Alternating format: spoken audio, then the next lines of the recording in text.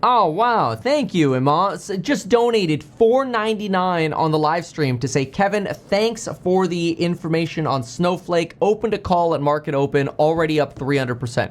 Let's go. Alpha report for the frickin' win. Another course member making bank. Lisa Cook, Fed governor, has filed a lawsuit against Jerome Powell. Yes, I said that correctly. Jerome Powell and Donald Trump for her firing. This is really interesting because what did Jerome Powell have to do with this?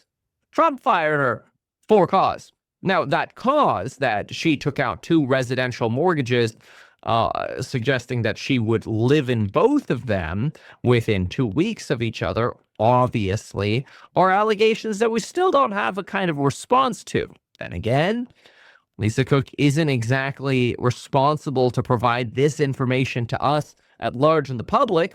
She could simply argue this in court. And I think that's exactly what she's going for with this lawsuit.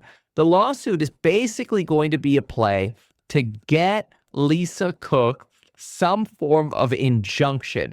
So you can see all of the mainstream media are covering it. They say the lawsuit does list Jerome Powell, the Fed, and Donald Trump. We also have quotes from her spokesperson that basically you can't fire Fed individuals because then it would make them act politically or risk acting politically. As a result, they say long tenures and removal protections for governors serve as a vital safeguard, ensuring that monetary policy decisions are based on data, economic analysis, and the long-term interests of the American people.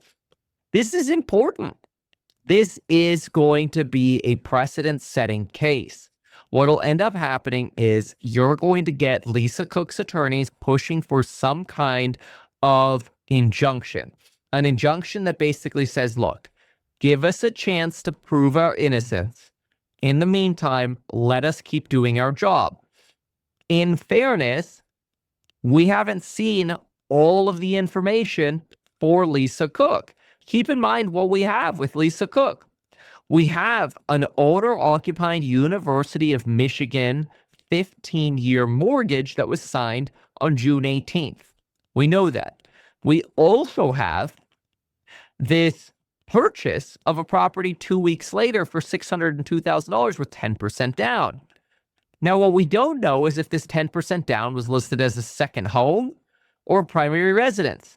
The Trump administration and Pulte haven't shown us documents that show this particular mortgage is a second home or a primary loan. We don't know that. If it was that simple, we would think that Lisa Cook would defend herself publicly with some kind of statement because it would make Trump and Team Trump look like a fool. But then again, she could also be looking to protect herself in the court because even if she publicly said, hey, this is ridiculous, it was a second home, here's my document on it, it doesn't mean that Donald Trump would reinstate her. And so I think that's why she's going for that court protection here. Now, do we really care? Most people are saying no on the internet. I like, analysts or whatever. Something that I want to be cautious of is the answer is ish. We ish care. How can we tell that we ish care? Because of that 10-2 spread. The 10-2 spread gives us an ish caring. It suggests, hey, we care enough that, we're now at the highest level of the 10-2 spread, which is, a pre-recession indicator. That's why we watch it. Once this jumps over 1, we were starting to get pretty damn close to the pooper dippers.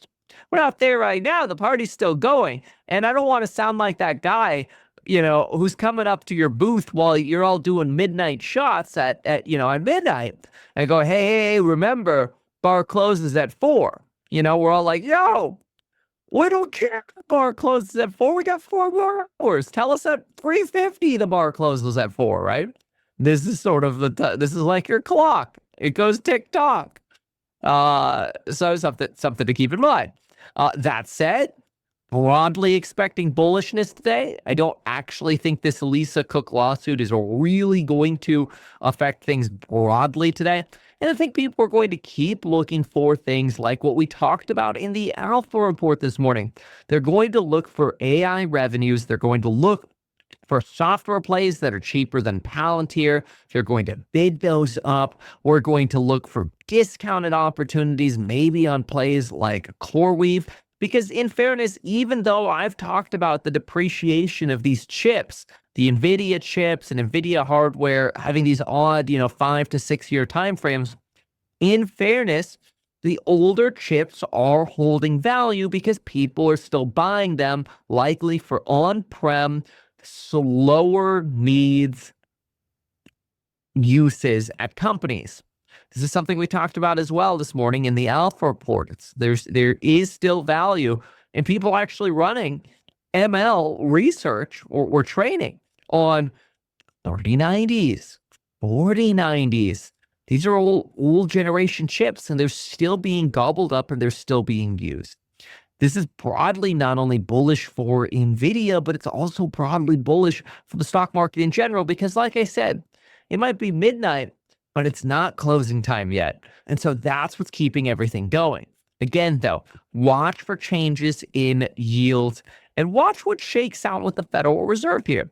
Right now, it seems pretty much broadly I would say we're broadly convinced we're going to get our 25 basis point cut.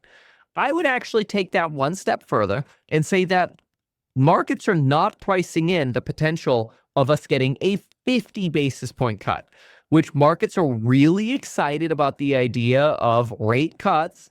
So if we get a 50, it could be nice and broadly bullish, not just for those real estate related plays, but also broadly the stock market in general.